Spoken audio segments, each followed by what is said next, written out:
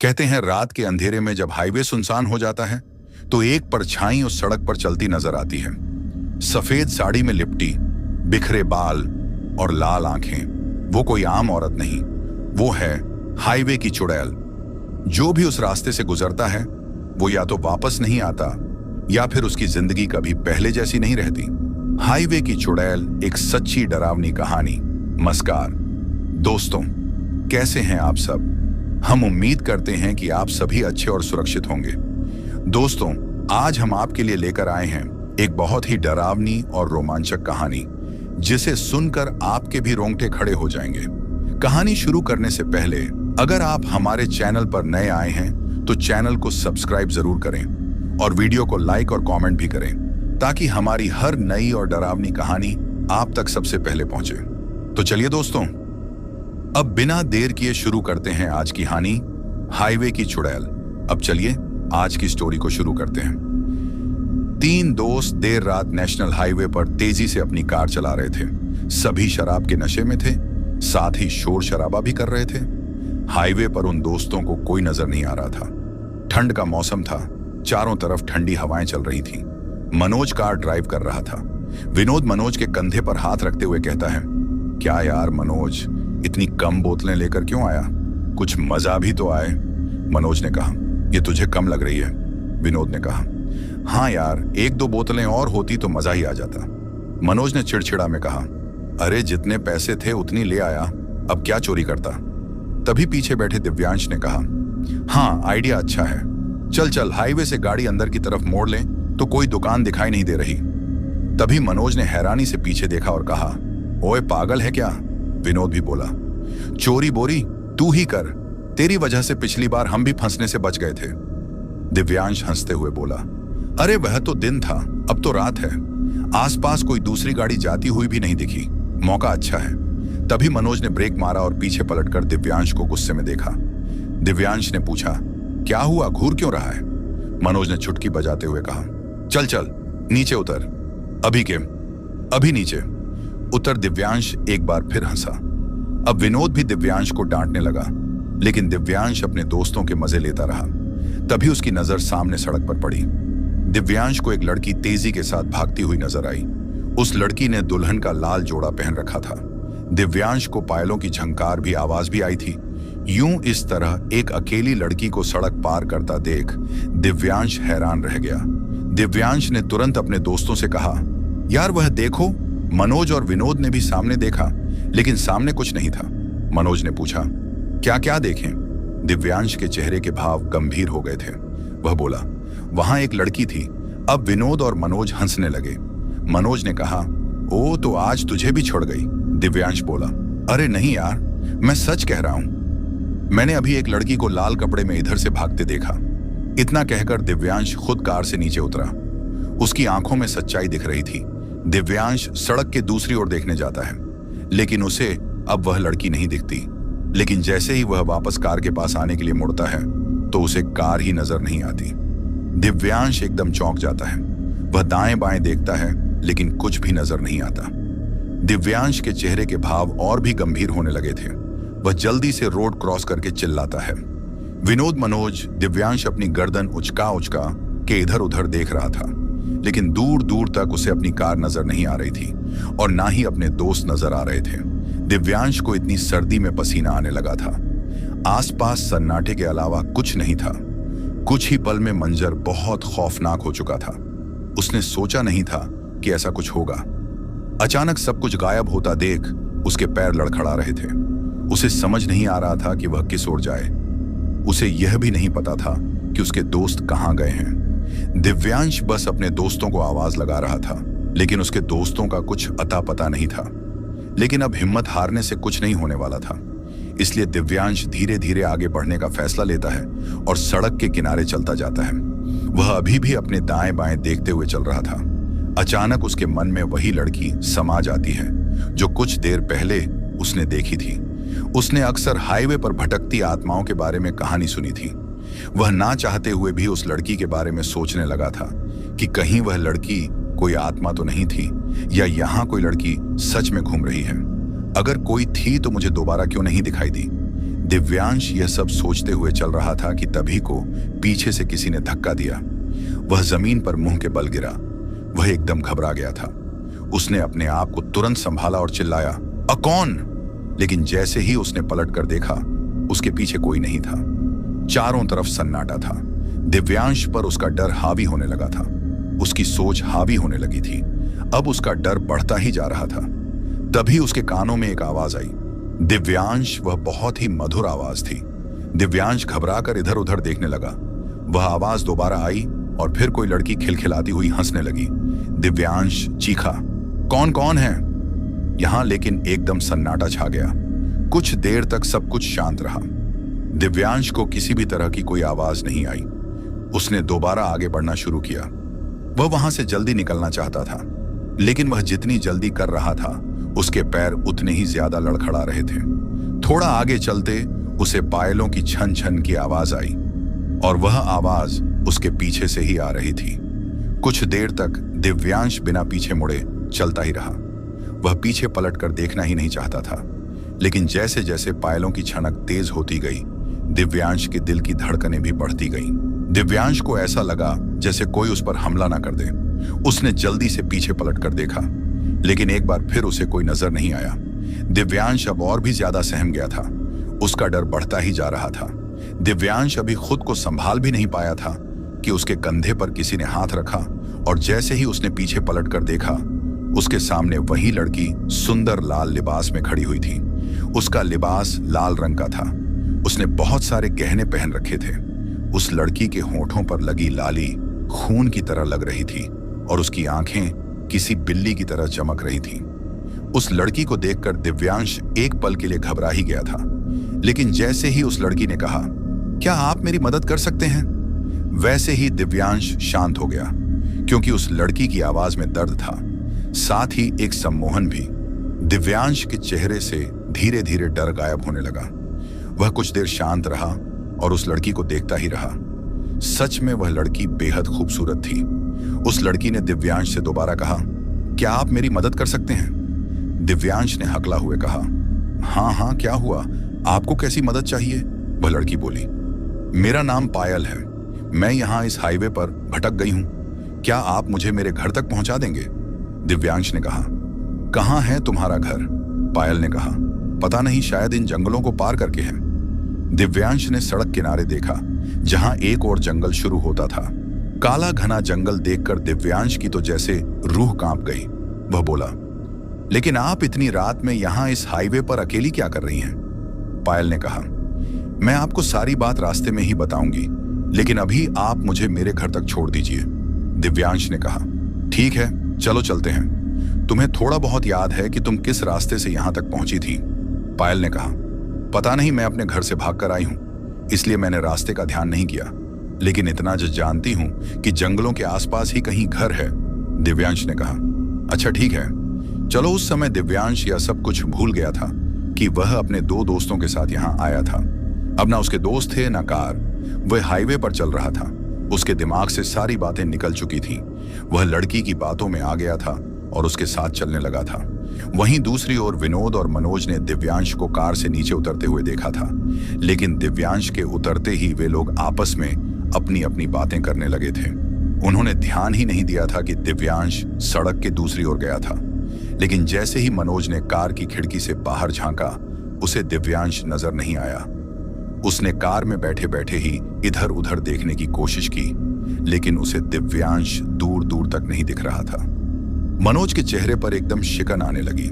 विनोद ने भी नोट किया कि हाँ, दिव्यांश दिखाई नहीं दे रहा है। उसने भी इधर उधर देखा, लेकिन दिव्यांश की परछाई भी दिखाई नहीं दे रही थी। मनोज ने घबराकर कहा, यार ये दिव्यांश कहाँ चला गया? इतना कहते ही मनोज ने 2-4 कदम इधर जाकर दिव्यांश को आवाज लगाई। फिर विनोद भी बाहर निकला और उसने भी दिव्यांश को आवाज लगाई, लेकिन दिव्यांश का कोई भी जवाब नहीं आया। मनोज ने विनोद से कहा, यार ये दिव्यांश अचानक कहाँ गायब हो गया? वो तो यही खड़ा था। विनोद ने कहा, हाँ यार, ऐसे बिना बताए कहाँ चला गया? हमने भी ध्यान नहीं दिया। मनोज ने कहा, कहीं ऐसा तो नहीं कि वह उस लड़की के चक्कर में चला गया जिसके बारे में कह रहा था कि एक लड़की रोड क्रॉस करते हुए गई है? विनोद ने कहा, मुझे ऐसा नहीं लगता।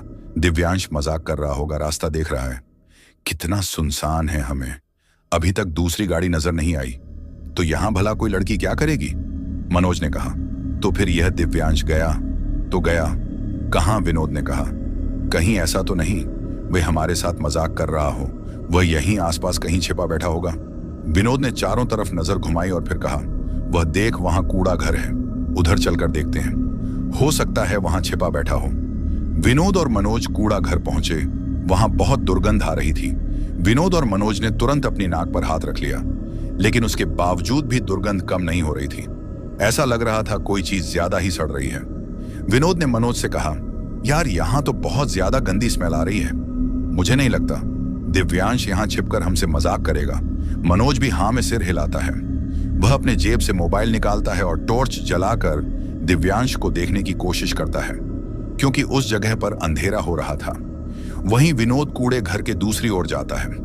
विनोद सामने देखते हुए चल रहा था, लेकिन तभी उसका पैर एक ऐसी चीज पर पड़ा जिससे वह लड़खड़ा गया। लेकिन उसने अपने आप को संभाला और नीचे देखा। नीचे देखते ही विनोद की चीख निकल गई। जमीन पर एक आदमी का शव बहुत ही बुरी हालत में पड़ा था। लाश लगभग गलने लगी है और दुर्गंध भी उसी लाश से ही आ रही थी। विनोद को चिल्लाता देख मनोज भी तुरंत आया, और जब उसकी नजर भी लाश पर पड़ी तो वह भी घबरा गया। मनोज ने विनोद का हाथ पकड़ा और उसे पीछे किया। मनोज बोला, भाई ये तो लाश है, चल यहां से चलते हैं। विनोद ने कहा, लेकिन यह है कौन और इसकी यह हालत किसने की? मनोज ने कहा, हमें क्या किसी ने भी की हो, चल जल्दी यहां से निकल। मनोज और विनोद जैसे ही सड़क पार करते हैं तो वह पाते हैं कि उनकी कार वहां है ही नहीं। मनोज हैरानी से चारों तरफ देखता है और कहता है, विनोद हमारी कार कहां गई? विनोद कहता है, कहीं दिव्यांश तो लेकर नहीं चला गया? मनोज कहता है, लेकिन हमें गाड़ी की आवाज भी तो नहीं आई ना। वे दोनों की बातें कर ही रहे थे कि तभी सामने से कार उनकी ही ओर आ रही थी। विनोद ने मुस्कुराते हुए कहा, देख ये दिव्यांश ही था जो हमारे साथ मजाक कर रहा था। लेकिन जैसे जैसे कार पास आ रही थी तो उन्हें पता चल रहा था कि कार में कोई बैठा ही नहीं है, कार अपने आप ही चल रही है।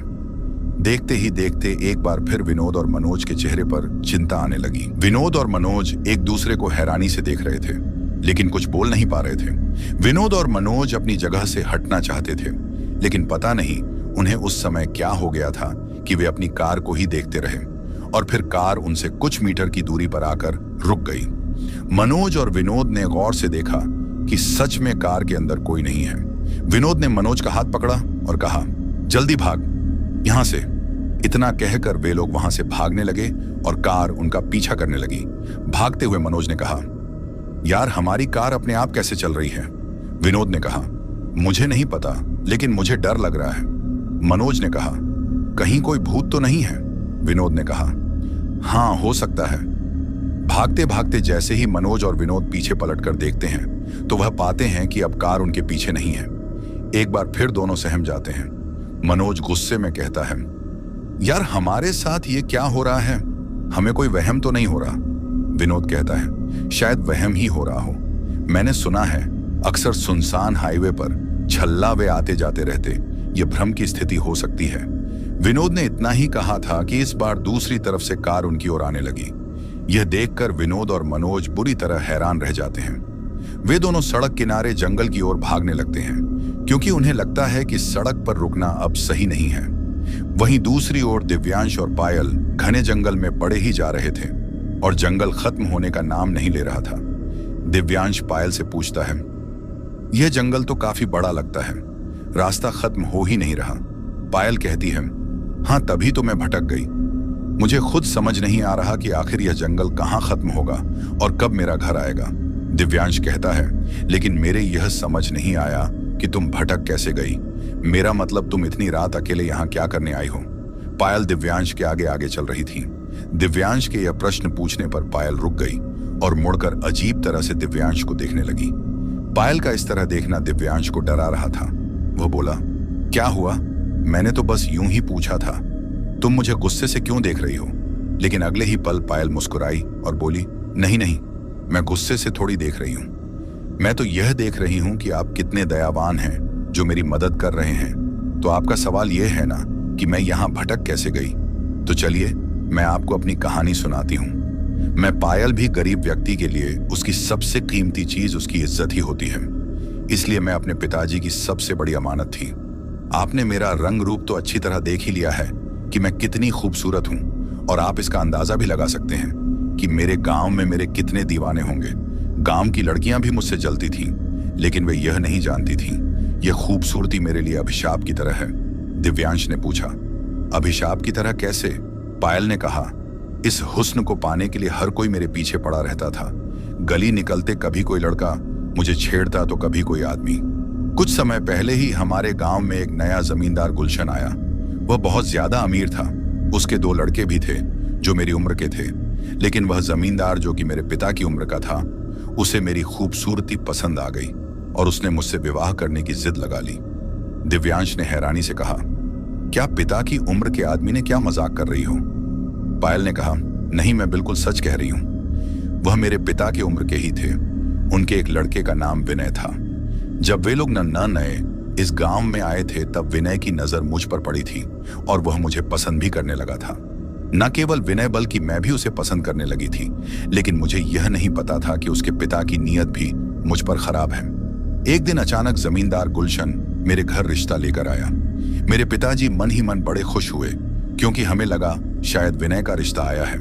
लेकिन जैसे ही पिताजी को पता चला कि रिश्ता विनय का नहीं बल्कि उसके पिताजी का है, तो मेरे पिताजी और मैं दोनों ही नाराज हो गए।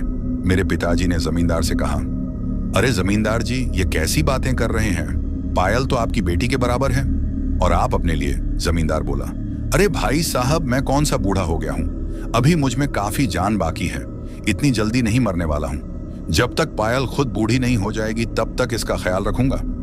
मेरे पिताजी ने जमींदार से कहा, जमींदार जी, एक बार को आप अपने बेटे के लिए मेरी बेटी का रिश्ता मांगते तो मैं हां भी कर देता, लेकिन आपके लिए कैसे? इस बात पर जमींदार ने गुस्से में कहा, क्या कहा अपने बेटे का रिश्ता, और तुझ जैसे गरीब से? अरे अपने बेटे के लिए तो मैं कोई खानदानी लड़की लेकर आऊंगा, कोई बहुत बड़े जमींदार की लड़की। मैंने सोचा कि तू गरीब है, लेकिन तेरी बेटी खूबसूरत है। शायद मेरी कृपा से तुम दोनों का जीवन धन्य हो जाएगा। लेकिन तुम लोगों का लालच देखो, मेरे बेटे से भी प्याना चाहती हैं। देख लो चंपक, लाल अच्छा खासा सौदा है। ना केवल मैं तुम्हारी लड़की को ब्याह कर ले जाऊंगा, बल्कि इसके बदले तुम्हें काफी बड़ी रकम दे दूंगा। साथ ही अच्छा खासा जमीन का टुकड़ा भी मिल जाएगा। जिंदगी सुधर जाएगी। यह सुनने के बाद मेरे पिताजी आग बबूला हो गए और उन्होंने तुरंत जमींदार का गिरेबान पकड़ लिया। जमींदार भी इस हमले से थोड़ा घबरा गया, लेकिन उसने भी पलटकर मेरे पिता पर वार किया और उनके चेहरे पर एक जोरदार थप्पड़ मारा। मेरे पिताजी बिल्कुल सन्न रह गए।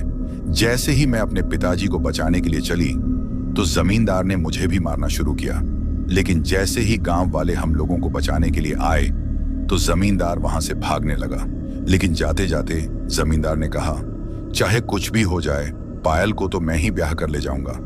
अब उस समय तो हम नहीं जानते थे कि वह जमींदार किस किस्म का आदमी है।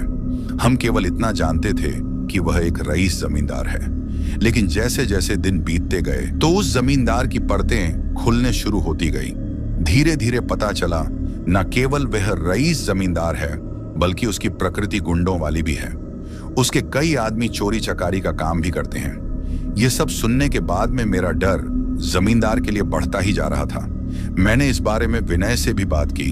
तब विनय ने मुझे सलाह दी कि किसी दिन हम गांव वालों और परिवार वालों की नजरों से बचकर इस गांव से ही भाग जाएंगे। तब तुम्हें मेरे पिताजी कुछ नहीं कर सकते। मैंने भी विनय की बातों पर भरोसा किया और उसके साथ गांव से भगाने के लिए तैयार हो गई। मुझे आज भी वह रात अच्छे से याद है। मैं अपने घर से एक बड़ा काला कंबल ओढ़कर विनय के घर पहुंची थी, लेकिन विनय ने मुझे घर में बुला लिया। मैंने घर में जाने के लिए मना भी किया कि कहीं जमींदार को पता न चल जाए, लेकिन विनय ने कहा कि घर में कोई नहीं है, वह आराम से आ सकती है। इसलिए मैं घर में चली गई। फिर वह मुझे अपने पिताजी के कमरे में लेकर गया। तब मुझे नहीं पता था कि वह कमरा विनय के पिताजी का है। विनय ने मुझे कुछ देर वहीं इंतजार करने के लिए। वह बोला कि जब तक मैं वापस ना आऊं, तुम यहां से निकलना भी मत। विनय उस कमरे की बाहर से कुंडी लगाकर पता नहीं कहां चला गया। जैसे जैसे समय बीत रहा था, वैसे वैसे मेरे दिल की धड़कन भी बढ़ रही थी। और फिर जैसे ही कुंडी खुली, मेरे सामने विनय नहीं, उसका पिताजी गुलशन था। जमींदार को देखकर मेरी आंखें फटी की फटी रह गई। मैं बुरी तरह घबरा गई थी। मैं घबराकर खड़ी हुई और बाहर जाने लगी, लेकिन तभी गुलशन ने मुस्कुराकर मेरा हाथ पकड़ लिया और मुझे बाहर जाने से रोका। मैंने खुद को छुड़ाने की कोशिश की, लेकिन उसकी पकड़ काफी मजबूत थी। वह हंसते हुए बोला, तो आखिर तुम अपने आप ही मेरे पास आ गई। मैंने तुम्हें कहा था ना कि तुम तो मेरी ही दुल्हन बनोगी। यह सुनकर मेरे पैरों तले जमीन खिसक गई। मैं जैसे तैसे जमींदार को धक्का देकर कमरे से बाहर निकली तो देखा वहां विनय खड़ा है। वह शांत खड़ा था, कुछ नहीं बोल रहा था। मैं विनय की बाहों में जा गिरी और रोने लगी। मुझे लगा कि विनय मुझे बचाएगा, लेकिन ऐसा कुछ नहीं हुआ, बल्कि विनय ने ही मुझे वापस कमरे में अपने पिताजी के पास छोड़ दिया और बाहर से कुंडी लगा दी। मैं दरवाजा पीटती रही, लेकिन किसी ने दरवाजा नहीं खोला। मेरी बेबसी पर जमींदार गुलशन जोर जोर से हंस रहा था और मैं चिल्ला रही थी। जब मैंने हार मान ली तो मैं रोते रोते जमीन पर बैठ गई। जब मैंने गुलशन की ओर देखा तो उसकी गिरी हुई नजरों को देखकर मुझे उससे डर लगने लगा। वह किसी भेड़िए की तरह मुझे घूर रहा था। गुलशन धीरे धीरे किसी राक्षस की तरह मेरी करीब आया। उसने मेरी बांह को कसकर पकड़ा, लेकिन तभी दरवाजे के बाहर से आवाज आई, क्या पिताजी, आप भी यह कितना चिल्ला रही हैं? ऐसा करो, अभी कुछ मत करना, पहले पायल को अपनी दुल्हन बना लो। जब आप पायल के पति बन जाओगे तो ही यह चीखना चिल्लाना छोड़ देगी और अपने पति परमेश्वर की हर बात मानेगी। यह सुनकर गुलशन रुक गया और बोला, हाँ बेटा, तुमने बिल्कुल ठीक कहा। चलो बिना देरी किए इसे दुल्हन बनाओ और पंडित जी को बुला कर लाओ। विनय चिल्लाकर बोला, ठीक है पिताजी, मैं छोटू को भेजकर पंडित जी को बुलवाऊं। विनय अपने छोटे भाई को पंडित जी को बुलाने भेज देता है। गुलशन अलमारी से अपनी पत्नी की एक लाल साड़ी मेरे ऊपर फेंकता है और मुझे तैयार होने के लिए कहता है। मैं बार बार मना कर रही थी कि मुझे यह सब नहीं करना, लेकिन गुलशन मेरी एक नहीं मान रहा था। मेरे ज्यादा चीखने चिल्लाने पर विनय और गुलशन मुझे बुरी मारने पीटने लगे। ये देखो मेरे चेहरे पर कितने निशान हैं। ये सुनते ही दिव्यांश हैरान रह गया, क्योंकि पायल का चेहरा बिल्कुल साफ सुंदर था। लेकिन इतना कहते ही पायल ने एक बार फिर पीछे मुड़कर दिव्यांश को देखा। दिव्यांश ने बड़े ही ध्यान से पायल के चेहरे को देखा। उसके चेहरे पर एक भी निशान नहीं था। वह अभी भी बेहद खूबसूरत लग रही थी। इसीलिए दिव्यांश ने पूछा, लेकिन पायल, तुम्हारे चेहरे पर तो कोई भी निशान नहीं है। यह सुनते ही पायल के चेहरे का रंग बदलने लगा। उसकी सांसें तेज होने लगी और वह बोली, क्या तुझे मेरी चोट के निशान नहीं दिख रहे? दिव्यांश ने ना में सिर हिलाया। फिर देखते ही देखते पायल के चेहरे पर चोट के निशान उभरने लगे। यह देखते ही दिव्यांश हैरान रह गया। उसे अपनी आंखों पर यकीन नहीं हो रहा था कि पायल के चेहरे पर अपने आप निशान कैसे बन रहे हैं। वह घबराकर एक एक कदम पीछे हटने लगा। पायल भी उसके करीब आने लगी। दिव्यांश लड़खड़ाकर नीचे गिर गया। फिर पायल ने दिव्यांश के पैरों को पकड़ा और उसे घसीट कर ले जाने लगी। गुर अपने आप को छुड़ाने की कोशिश करने लगा, लेकिन वह पूरी तरह घबराया हुआ था। दिव्यांश चिल्लाने लगा, कोई मेरी मदद करो, कोई है यहाँ। लेकिन वहां किसी को भी दिव्यांश की आवाज नहीं आ रही थी। पायल दिव्यांश को घसीट हुई जंगल में बने एक कुएं के पास ले जाती है। कुएं की दीवार पर काफी सारा खून लग रहा था। ऐसा लग रहा था कुछ देर पहले ही यहाँ पर किसी को काफी मारा गया है। पायल दिव्यांश को कुएं की दीवार पर फेंक कर मार देती है, जिससे दिव्यांश के सिर पर चोट लग जाती है और वह बुरी तरह चिल्लाता है। उसकी चीख विनोद और मनोज भी सुन लेते हैं। वे दोनों जंगल के अंदर आ चुके थे और अब उन्हें कोई भी कार नजर नहीं आ रही थी। लेकिन इस तरह अचानक दिव्यांश की चीख से विनोद और मनोज दोनों सहम गए। दोनों के कदम रुक गए और दोनों ने एक दूसरे को आश्चर्य भरी नजरों से देखा। विनोद ने कहा, यह दिव्यांश की आवाज थी ना? मनोज ने कहा, हाँ लगता है, वह भी मुसीबत में है। विनोद कहता है, हमें उसे ढूंढना चाहिए। मनोज कहता है, लेकिन हम तो खुद मुसीबत में हैं, हम भला उसे कैसे ढूंढे? विनोद अपने चारों तरफ देखता है, उसे दूर दूर तक कोई नजर नहीं आता। वह कहता है, लगता है अब खतरा टल चुका है, यहां वह कार नहीं आई है, हमें चलकर दिव्यांश को ढूंढना चाहिए। यह उसी की आवाज थी। विनोद के कहने पर मनोज भी विनोद का साथ देता है और वे दोनों जंगल में ही दिव्यांश को आवाज लगाते हुए ढूंढते हैं। धीरे धीरे जंगल घना होता जा रहा था। मनोज विनोद से कहता है, विनोद, हम इस तरह से दिव्यांश को ढूंढेंगे तो वह हमें नहीं मिलेगा। एक काम करते हैं, अलग अलग होकर ढूंढते हैं। विनोद कहता है, लेकिन क्या अलग होना ठीक रहेगा? मनोज कहता है, लेकिन दिव्यांश को बचाना भी जरूरी है, इसीलिए अलग होना पड़ेगा। वैसे भी हमारे पास फोन तो है ही ना। जैसे ही दिव्यांश मिलता है मैं तुम्हें कांटेक्ट करूंगा, और अगर तुम्हें दिव्यांश मिले तो तुम भी मुझे कांटेक्ट करना। विनोद और मनोज अलग अलग दिशाओं में दिव्यांश को ढूंढने के लिए निकल जाते हैं। विनोद और मनोज एक दूसरे से कुछ ही दूरी पर गए होंगे कि विनोद को पायल की झंकार की आवाज आने लगी। विनोद ने घबराकर इधर उधर देखा। वह मन ही मन सोचने लगा कि आखिर इतनी रात में भला यहाँ कौन होगा, और वैसे भी यह पायल की आवाज थी। विनोद को यह सोचकर और भी ज्यादा घबराहट होने लगी कि इतनी रात को भला कोई औरत यहाँ क्या करने आई होगी। लेकिन फिर भी वह अपने डर को काबू में करते हुए दिव्यांश को आवाज लगा रहा था। चलते चलते विनोद को एक पेड़ के नीचे एक बहुत ही सुंदर लड़की बैठी दिखाई दी, जिसने लाल जोड़ा पहन रखा था। वह किसी दुल्हन की तरह लग रही थी और दूसरी ओर देख रही थी। जब विनोद ने उसे देखा तो कुछ देर देखता ही रह गया। दिव्यांश की तरह विनोद भी उस औरत की तरफ आकर्षित हो गया और धीरे धीरे उसके करीब जाने लगा। जैसे ही विनोद उसके करीब गया तो देखा कि वह औरत आंसुओं से रो रही है। विनोद ने उससे पूछा, हेलो मैडम। वह औरत और कोई नहीं बल्कि पायल ही थी। पायल ने मासूम आंखों से विनोद की ओर देखा और कहा, तुम कौन हो? इतना कहते ही पायल घबराकर खड़ी हो गई। विनोद ने देखा कि पायल घबरा रही है तो वह खुद भी 2 कदम पीछे हट गया। पायल अपने घूंघट से अपने चेहरा ढकती है और वहां से भागने लगती है। पहले तो विनोद कुछ समझ नहीं पाता, लेकिन फिर वह भी पायल के पीछे भागने लगता है। पायल भागते भागते कुएं के पास पहुंच जाती है। उसकी सांसें तेज तेज चल रही थीं। विनोद भी कुछ दूरी पर खड़ा हाफ हुए पायल को निहार रहा था, लेकिन वह उस लड़की का चेहरा नहीं देख पा रहा था।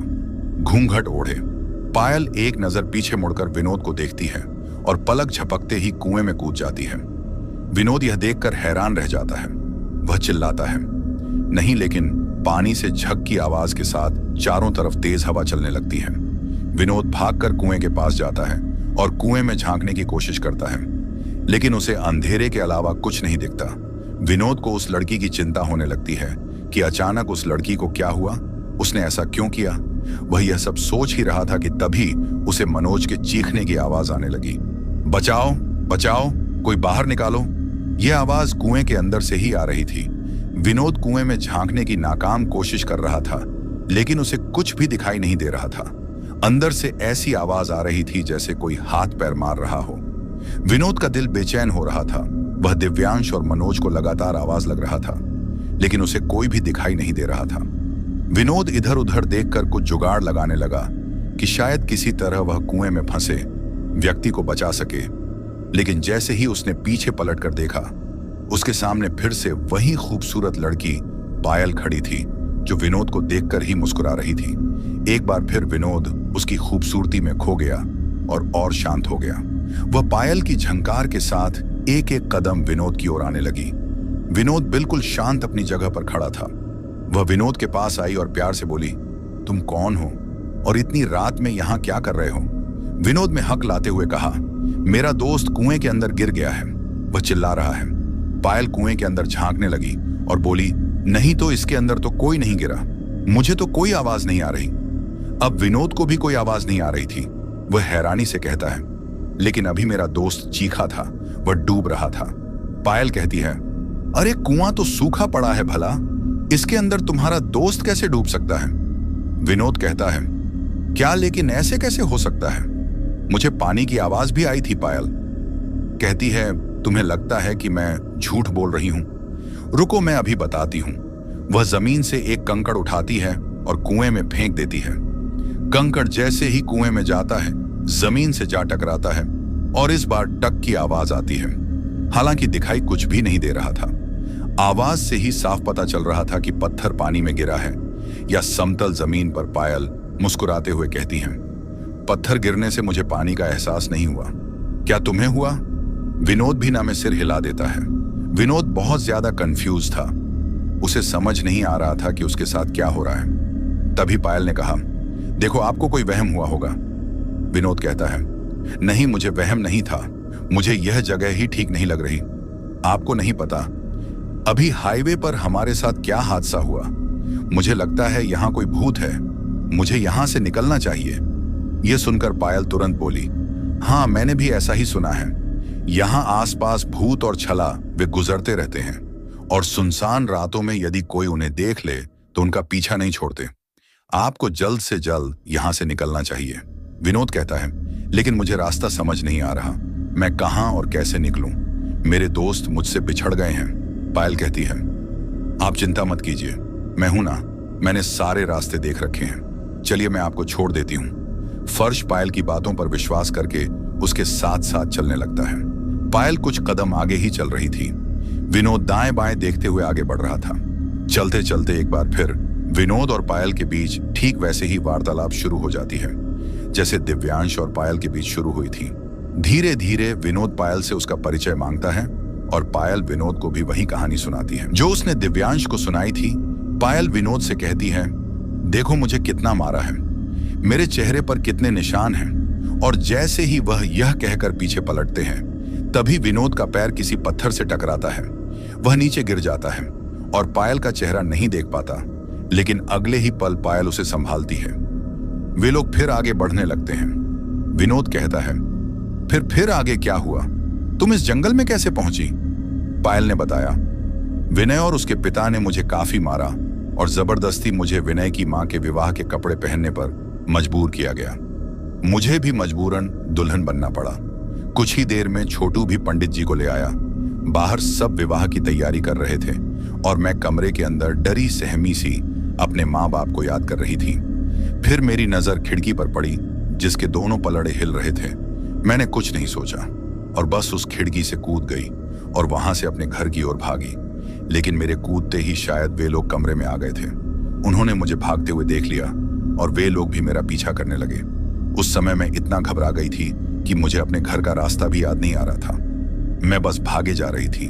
भागते भागते मैं कब इस जंगल में पहुंच गई मुझे खुद पता नहीं चला। वे लोग अभी भी मेरे पीछे थे।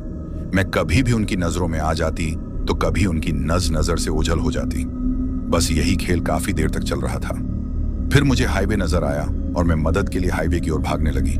लेकिन अफसोस तब तक मैं गुलशन और उसके बेटों के हत्थे छड़ चुकी थी। वे लोग अभी भी मेरे साथ जबरदस्ती कर रहे थे। लेकिन ठीक उसी समय सड़क पर एक ट्रक आया जो तेज रफ्तार में चल रहा था। मैं उससे मदद मांगना चाहती थी, लेकिन गुलशन और उसके बेटे ने मुझे ट्रक के आगे धक्का दे दिया और कुछ ही सेकंड में वह ट्रक मुझे कुचल हुआ आगे निकल गया। यह सुनने के बाद विनोद की जैसे सिट्टी पिट्टी गुम हो गई। उसे अपने कानों पर यकीन नहीं आ रहा था। पायल अभी भी आगे चल रही थी, लेकिन विनोद रुक चुका था। जब पायल ने देखा कि विनोद के कदमों की आवाज नहीं आ रही है तो वह भी रुकी और उसने पलट कर देखा। विनोद डरा सहमा पायल को ही देख रहा था। वह अभी भी बेहद खूबसूरत लग रही थी। वह विनोद से बोली, क्या हुआ, रुक क्यों गए? आगे कहानी नहीं सुनोगे क्या? विनोद पसीने से भीग रहा था। उसके शरीर में जान बाकी नहीं थी। वह बोला, तुम कौन हो? पायल ने मुस्कुराकर कहा, मैं पायल हूं जो रास्ता भटक गई हूं और तुम मेरी मदद कर रहे थे। अब रुक क्यों गए? चलो मेरे साथ। अब वह चक्कर में पड़ गया था कि यह लड़की तो मुझे रास्ता दिखा रही थी, तो अब यह ऐसा क्यों कह रही है कि मैं इसे रास्ता दिखा रहा था? विनोद डरा हुआ था, लेकिन फिर भी वह डरते डरते पायल के पीछे जाने लगा। विनोद सिर्फ पायल को ही देख रहा था। पायल ने आगे कहानी सुनाई और कहा, उस ट्रक ने लगभग मुझे मार ही दिया था। मैं दर्द से तड़प रही थी। जैसे ही ट्रक ने मुझे कुचला था, उस समय विनय और उसके घर वाले जंगल में छुप गए थे और ट्रक वाला भी मेरी मदद के लिए नहीं रुका। वह सीधे वहां से चला गया। सर्द रात में ठंड से वैसे ही कपकपा रही थी ऊपर से। मेरे शरीर पर तमाम चोटें। सोचो कैसा महसूस हो रहा होगा। ऐसा नहीं है कि बाद में कोई गाड़ी वहां से गुजरी नहीं, लेकिन किसी ने भी मेरी मदद नहीं की। लेकिन कुछ देर बाद गुलशन और उसके बेटे आए। मुझे उम्मीद जागी, शायद वे लोग मेरी मदद करेंगे। उन लोगों ने मुझे उठाया भी, लेकिन वे लोग मुझे जंगल के एक कुएं के पास ले आए और मुझे उस कुएं के अंदर फेंक दिया।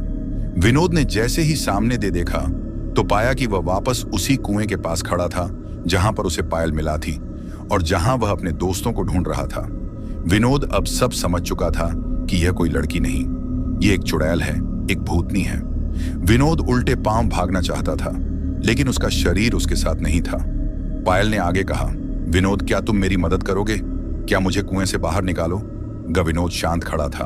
उसका दिल जोरों से धड़क रहा था। मन में बहुत कुछ था, लेकिन जुबान पर कुछ भी नहीं आ रहा था। पायल ने कम से कम 2-3 बार विनोद से पूछा, क्या तुम मेरी मदद करोगे? लेकिन विनोद कोई जवाब नहीं दे रहा था। फिर पायल ने पीछे मुड़कर विनोद को देखा और विनोद ने पायल को जैसे ही देखा, उसे देखकर वह चिल्ला उठा।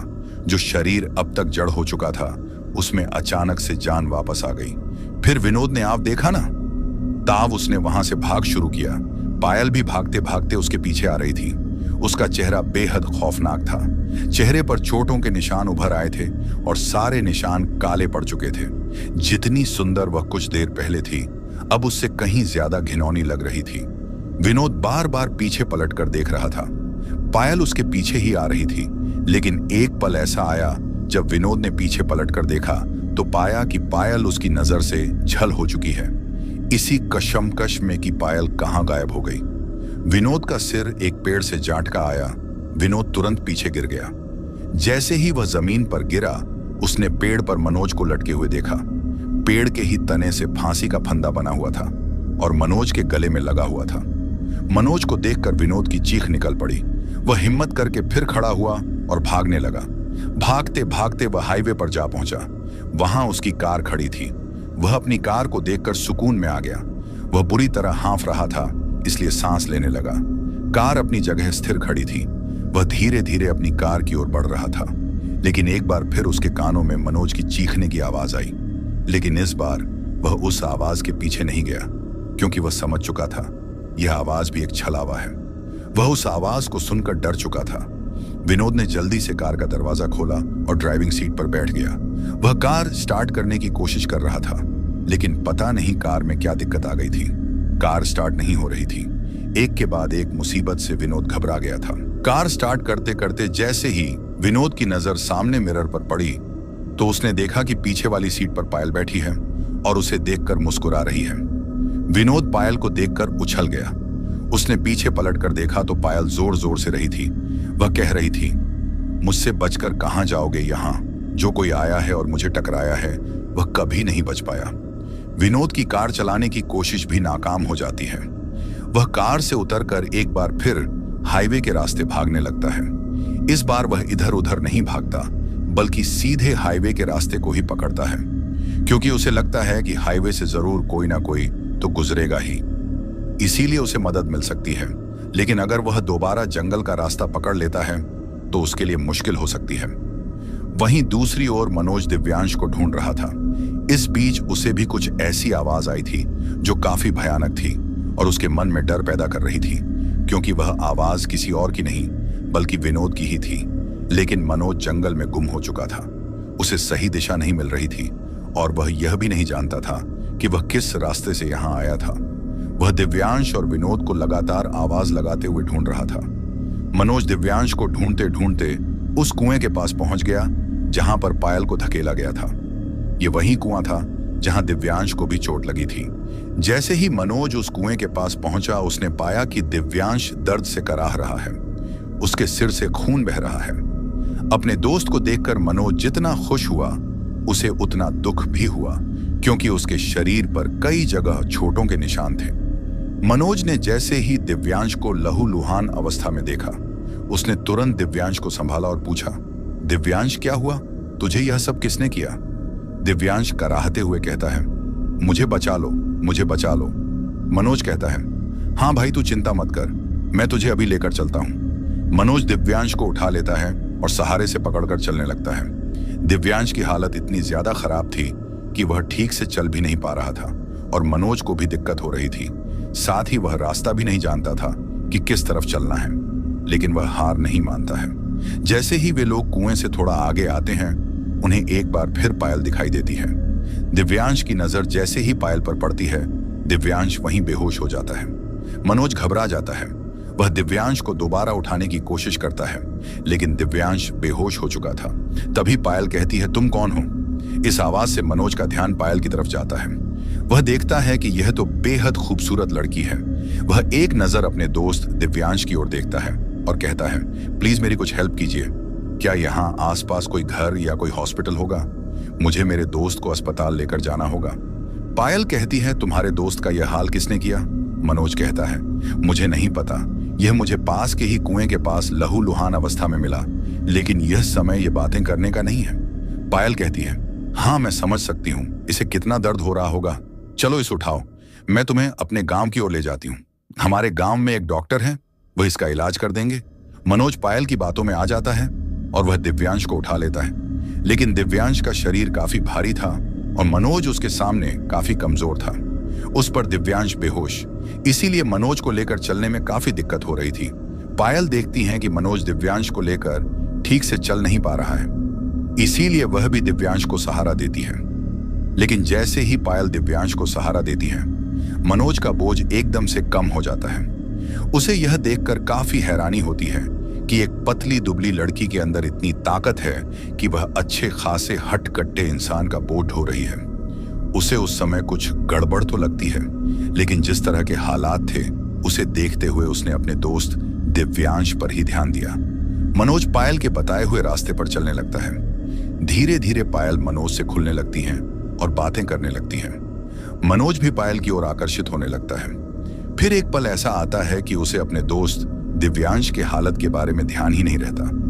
वह पायल से उसके बारे में जानने लगता है और एक बार फिर पायल मनोज को अपनी वही कहानी सुनाती है जो उसने विनोद और दिव्यांश को सुनाई थी। और जैसे ही पायल अपनी कहानी पूरी करती है तो वह वापस उसी कुएं के पास पहुंच जाती है जहां पर मनोज को दिव्यांश मिला था। पायल की कहानी खत्म होते ही मनोज डर से थर-थर का कांपने लगता है। कुएं से कुछ कम दूरी पर ही मनोज के कदम भी रुक चुके थे। वह घबरा रहा था। उस समय मनोज की नजर पायल के पैरों पर पड़ती है। उसके पैर पूरी तरह से स्याह काले थे। अब मनोज को समझते हुए देर नहीं लगती कि यह पायल कोई लड़की नहीं बल्कि भूतनी है। धीरे धीरे पायल के चेहरे का रंग भी बदलने लगता है और उसके चेहरे पर एक बार फिर चोटों के निशान उभरने लगते हैं। यह देखकर मनोज बिना देरी किए वहां से भागता है और जैसे जैसे वह भागता है जंगल के एक एक पेड़ उसके ऊपर गिरने लगते हैं। लेकिन फिर भी वह हार नहीं मानता। वह अपनी जान बचाने की कोशिश करता है। उधर विनोद अभी भी हाईवे पर भाग रहा था। तभी उसे एक ट्रक आता हुआ दिखाई देता है। ट्रक को देखकर विनोद सड़क के बिल्कुल बीचों बीच खड़ा हो जाता है। ट्रक ड्राइवर भी तुरंत ट्रक रोक लेता है। विनोद की हालत देखकर ही ऐसा लग रहा था कि जैसे उसके साथ काफी बुरा हुआ है। ट्रक ड्राइवर तुरंत ट्रक से नीचे उतरता है और विनोद से कहता है, अरे भैया पागल हो क्या, मरने का इरादा है? मेरे ट्रक के आगे क्यों खड़े हो रहे हो? विनोद घबराता हुआ कहता है, मेरी मदद करो, मुझे आपकी मदद की जरूरत है। ट्रक ड्राइवर पूछता है, क्या हुआ, कैसी मदद चाहिए? फिर विनोद अपने साथ हुए हादसे को उस ट्रक ड्राइवर को बताता है। उसे सुनने के बाद ट्रक ड्राइवर कहता है, हाँ मैंने भी सुना है, इस रोड पर एक दुल्हन का छलावा घूमता है और अगर किसी की नजर में भी वह छलावा आ गया तो फिर उस छल्ला से कोई नहीं बच पाता। लेकिन मैंने तो आज तक केवल उसके बारे में सुना था, कभी उससे सामना नहीं हुआ। विनोद कहता है, लेकिन हमारा सामना हो चुका है। हमें उस लड़की से कैसे भी करके बचना होगा। मेरे 2 दोस्त जंगल में ही कहीं गुम हो गए हैं। वह लड़की मेरे दोनों दोस्तों को मार डालेगी। मैंने अपने दोस्त की लाश को खुद देखा है। प्लीज आप मेरी कुछ मदद कीजिए, मैं बड़ी मुश्किल से यहां तक पहुंचा हूं। इतने में ही ट्रक ड्राइवर का खलासी आ जाता है। जब उसे सारी बातों का पता चलता है तो वह कहता है, अरे तुम चिंता मत करो, यहाँ पास में ही एक गांव है, हम वहां से किसी को लेकर जंगल में चलते हैं। वे शायद उस दुल्हन की भटकती आत्मा से तुम्हारे दोस्त को बचा ले। इसके बाद विनोद ट्रक ड्राइवर के साथ उसके ट्रक में बैठ जाता है और वे लोग एक गांव के बाहर अपना ट्रक खड़ा कर देते हैं। रात का लगभग 3रा पहर था। सभी लोग अपने अपने घरों में शांति से सो रहे थे।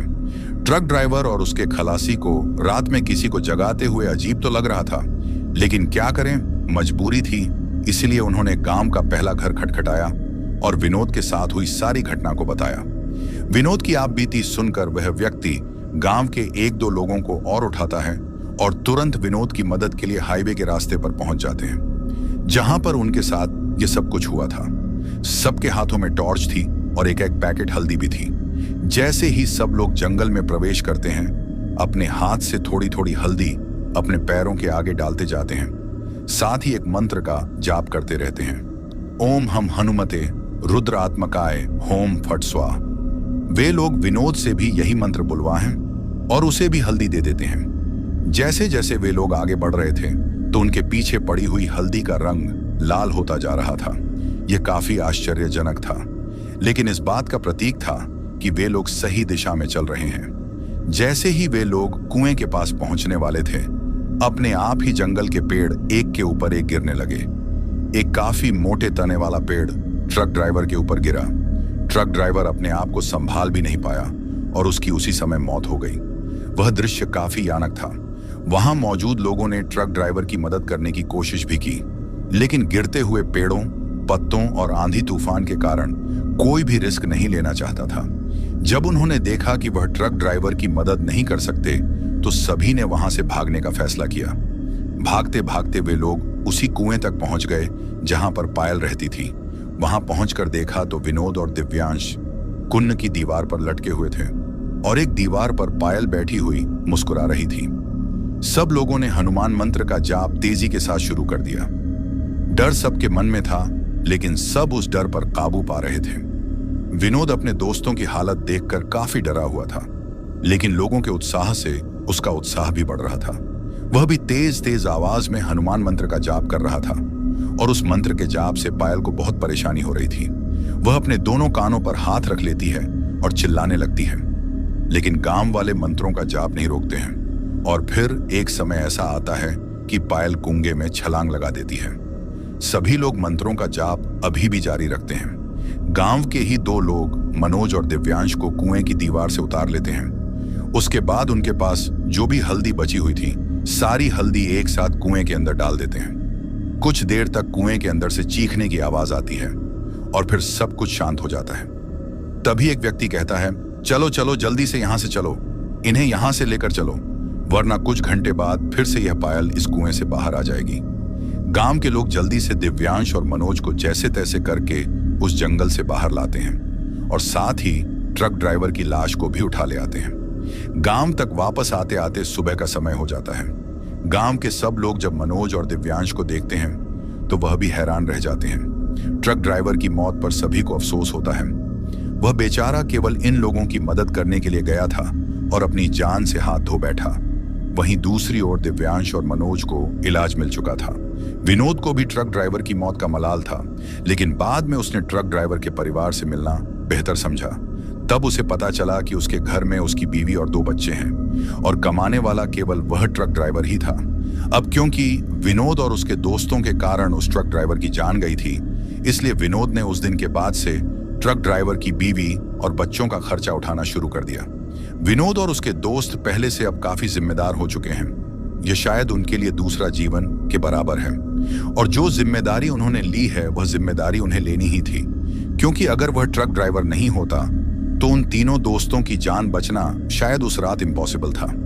लेकिन वह कहते हैं ना कि भगवान हम सबकी नियति को फिक्स करके बैठा है, तो उन 3 दोस्तों का बचना लिखा हुआ था, लेकिन उसके बदले में उस ट्रक ड्राइवर की जान वहां पर जाना लिखी हुई थी। साथियों, यह सब कुछ नियति का खेल होता है, लेकिन उसके बावजूद भी हमें काफी सारी चीजों को ध्यान रखना चाहिए, क्योंकि दुनिया में काफी चीजें ऐसी होती हैं जो अनप्रिडिक्टेबल होती हैं, और यह जो चीजें होती हैं इन पर कोई भी आसानी से विश्वास नहीं करता है। अगर ये तीनों दोस्त शुरू में ही उस पायल की झंकार में मदहोश नहीं होते, उस लाल जोड़े में घूमती उस सुंदर दिखने वाली चुड़ैल की ओर आकर्षित नहीं होते, तो शायद इनके साथ इतना बड़ा हादसा नहीं होता।